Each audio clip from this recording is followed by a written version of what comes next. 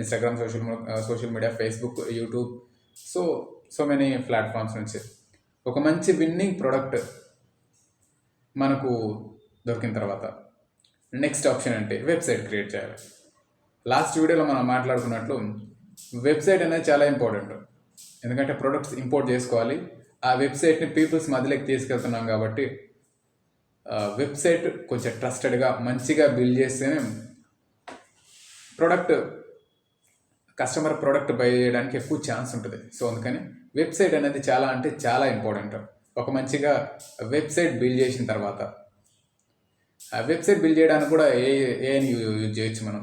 అది ఎలానో website build చేసేటప్పుడు నేను స్టెప్ బై స్టెప్ చెప్తాను. ChatGPTని యూజ్ చేసి ఎలా మనం వెబ్సైట్ బిల్డ్ చేయాలి ఈజీగా, బెటర్ ఫీచర్స్ని ఎలా మనం ప్లాన్ చేసుకోవాలి, ఎలా ఎక్కడి నుంచి మనం ఇన్ఫర్మేషన్ తీసుకోవాలి అనేది నేను వెబ్సైట్ క్రియేట్ చేసేటప్పుడు స్టెప్ బై స్టెప్ అందులో చెప్తాను. బట్ ఇక్కడ